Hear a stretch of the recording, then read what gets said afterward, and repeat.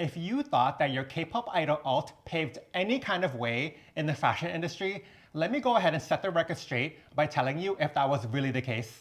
What's going on, friends? Today, I'm going to be showing you some of the most major things to happen between the worlds of K-pop and fashion. Usually in August, pretty much the entire fashion industry is on vacation, making things pretty quiet, so I thought it would be a good time to reflect on some of the most memorable things to happen in the first half of the year between January and July. It's crazy how 2024 isn't even close to ending, yet it's already been a breakthrough year for K-pop with so many unprecedented things happening, all of which you're going to learn about. I'll also talk about why I think each event was particularly important in the grand scheme of things, aka why it paved the way, as we K-popers like to say. So if you're confident that your K-pop alt made the cut of this list, make sure to tune in for the entire video and really see.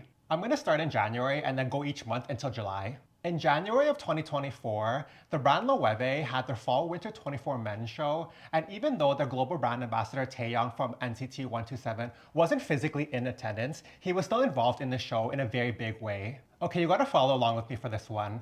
So Loewe is a brand that heavily integrates the world of fine art into the collections. So for the Fall/Winter 2024 show, the brand collaborated with an artist named Richard Hawkins. Richard Hawkins made a series of collages that were displayed throughout the runway show, and in one of the collages featured Taeyong's thirst traps. Oh, we were definitely cheering when we saw this. The premise behind these collages was that Richard Hawkins and Loewe wanted to display different forms of male desirability, which they called it an algorithm of masculinity. And I think Taeyong was a perfect medium for this, and I think K-pop fans understand very well that when we think of K-pop idols like Taeyong, the reason they appeal to us and the reason they're attractive to us is very different than what typically more Western media shows to us as attractive. The reason I find this moment to be really memorable is that it's one thing for a K-pop idol to attend a runway show for a luxury fashion brand, but it takes it to a whole nother level when the K-pop idol themselves is one of the main sources of inspiration for the collection. You guys are not going to expect this next one. So in February of 2024, the LVMH Prize announced that CL from 21 is going to be part of the jury which selects the finalists for the LVMH 2024 prize. For those who aren't familiar, the LVMH Prize is a fund that rewards and supports emerging designers in the fashion industry. This is actually a very big deal. It's an industry event that's very closely followed and anticipated. Some of the most well-loved brands in K-pop fashion were once upon a time part of the LVMH Prize. So for example, Jacquemus is one of them, Marine Serre is another one of them. So it really matters a lot which finalists are selected for the LVMH Prize, which is why it's so crazy that CL is one of the jury members that are selecting the finalists. CL becoming one of the jury members for the LVMH Prize really shows how much the industry respects her as a tastemaker when it comes to fashion. In March of 2024, I know stays all around the world were smiling when they saw Felix of Stray Kids walk the runway for the Louis Vuitton Fall/Winter 2024 show. And not only did he walk the runway show, he was also one of the closers of the show. Felix officially became a house ambassador for Louis Vuitton back in the summer of 2023, so for him to pop up on the runway, not even a year into his ambassadorship, really shows how much the brand believes in him and trusts him, especially because Felix is one of 17 house ambassadors for Louis Vuitton, and he was the only idol on that specific runway for that show, and I think that really shows the depth of the relationship he has with the brand. And this was also a very meaningful show because the show was actually the 10th anniversary celebration for the creative director of Louis Vuitton Women's, Nicolas Ghesquiere. I can't lie, you guys, I was a lot shocked when this happened. This was one of the moments from this year that I really felt like Louis Vuitton really said, we're here and we believe in K-pop. Felix closing out the Louis Vuitton runway show really signals to me that Nicolas Ghesquiere really believes that Felix embodies his vision for Louis Vuitton, so much so that he would let him close the show, which is typically a very important position in a runway show. Another major moment that happened during Paris Fashion Week in March was that for the Miu Miu show, they had all of their top idol ambassadors attend the show at once. They had Momo from Twice, Minnie from G-Idol, and of course their longtime ambassador, Wonyoung from IVE.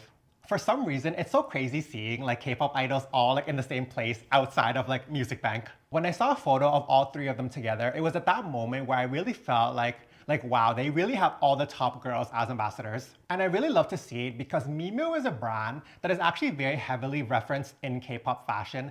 I think a lot of stylists in K-pop fashion take cues from Miu Miu and they replicate the styling for their own K-pop idols. I think if we look at all the styling trends that are happening in K-pop fashion right now, a lot of those trends could actually be attributed back to Miu Miu. The reason that I felt like this moment was so memorable seeing them all together at the Miu Miu show was that as much as the K-pop industry loves Miu Miu, I sense that the feeling really is mutual. Miu Miu having such a strong lineup of K-pop idol ambassadors really tells me that they have a good understanding of what's happening in the K-pop industry. Like they have the top girls from the top groups.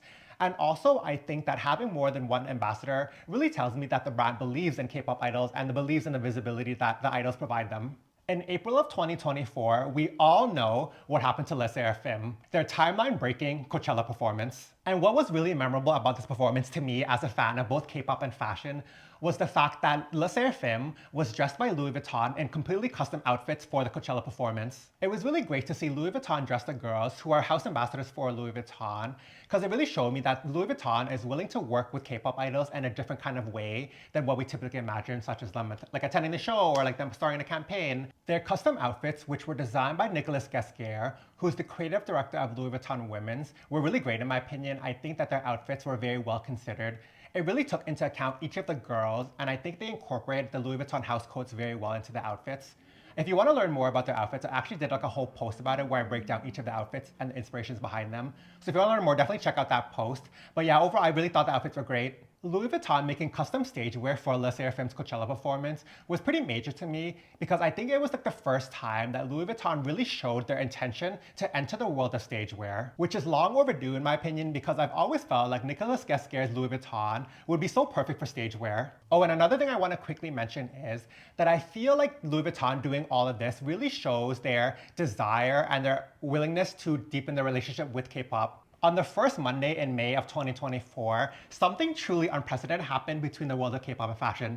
Truly, truly unprecedented. Do you guys know what it is? Stray Kids attended the Met Gala as a whole group with Tommy Hilfiger. The Met Gala is a charity event that's turned into like this huge like media type of thing, and it's probably it's the most important and the most visible events. Never before has an entire K-pop group attended the Met Gala in full. We've had K-pop idols attend individually, yes, but never a full group. And usually how it works is that fashion brands will buy tables or whole tables, and from there they can give the seats to whoever they want to bring to the Met Gala, right? So for Tommy Hilfiger to buy the table and then dedicating a majority of the seats to Stray Kids, I think really shows the level of commitment the brand has to the group. And I feel like they were wanting to make a moment, and in the end, I really do think it ended up being a huge moment. This moment really put in a lot of work to pave the way for future generations of K-pop, because regardless of what anyone thought about Stray Kids appearing at the Met Gala, what their outfits looked like, if they adhere to the theme, how they were treated, blah, blah, blah, blah, blah, blah, the fact of the matter is that the Met Gala is one of the most visible and important events to happen in mainstream media and pop culture. And for Stray Kids to be able to attend as a group really shows the world that, you know what, K-pop is undeniably a part of mainstream media. And you know what, we're here. And we're here to the extent that a brand believes in us so much that they're willing to dedicate a majority of the table to us. Another cool thing that I quickly want to mention is that Jennie from Blackpink also attended this year's Met Gala, and the crazy thing about it was that she wore a blue Alaya dress, which is a huge departure from her wearing Chanel like she did last year. And I think this is one of the moments where it really shows that Jennie does whatever she wants, which I'll talk about later in the video. Before I get to the rest of the way paving moments, if you're enjoying this video so far, definitely make sure to subscribe because my name is Kevin and I always make fun videos like this, teaching K-pop fans all about the worlds of K-pop and fashion. In June of 2024, Eternal It Girl Jennie of Blackpink closed out the Jacquemus runway show in Capri. Jennie and Jacquemus have a pretty long-standing relationship. I feel like they're pretty close. They go way, way back. And to have her everything culminate into this moment where she closed out his show, I think it's his 15th year anniversary show, really shows like the depth of the relationship. So the fact that she's willing to go to Capri and close out the show, despite her being a Chanel ambassador, was a very big deal. And why I mentioned Chanel is that Jennie is an ambassador of Chanel, right? And typically when it comes to ambassadors, they have exclusivity clauses that prevent them from attending on the runway shows, this and that. So for her to actually just go and walk and close out the Jacquemus show really speaks to a lot about Jennie as Jennie. That's the thing that I was saying about Jennie a little bit earlier, is the fact that Jennie does whatever she wants when she wants to do it. And that's the cool thing about her. I feel like she acts very unrestricted. Like she's not gonna let something anything stop her from doing what she wants in the moment that she wants to do it. First, it was her at the Met Gala wearing a laya, then it's her closing out the Jacquemus show in Capri, her first ever runway walk, and of course it had to be for a friend of hers. Like, she's such an icon, I love her. Another major thing that happened in June of 2024 was that NewJeans had their much anticipated and long awaited Japanese debut. The NewJeans Japanese debut was supernatural, was actually very multifaceted. There was a lot of stuff going on at the same time. But what really stood out to me as a K-pop fan and fan of fashion was that they collaborated with iconic Japanese artist Takashi Murakami for a lot of the components of this comeback, including the album art, like a package inclusions for the album, a music video. Like, they were doing a lot with Takashi Murakami. And the most admirable thing about this collaboration was the fact that Takashi Murakami, one, he made custom designs and custom characters for NewJeans, and two, they together worked on the drawstring bag, which was an album inclusion. And the reason I say it's admirable is that I think that NewJeans and Adore are trying to move away from this idea that the only way to incentivize album purchases is through photo cards. I really think they're trying to move away from that. And I think that them working together with Murakami on a drawstring bag, it's them really showing that they're trying to make it a desirable item to the point that they're getting Murakami to design it. And they're trying to get people to, you don't want to buy the album before the bag, right? They want to introduce K-pop audiences to an artist. And it really also shows how carefully NewJeans is produced as a group in terms of long-term vision for the group, because they were able to make this collaboration feel very natural and organic. It really felt like it was always meant to be there. Finally, we're in July, and this is the only idol ambassador announcement to have made this list. Lisa from Blackpink was officially announced in July of 2024 as Louis Vuitton's newest house ambassador, taking their total number of idol ambassadors to an astounding 17.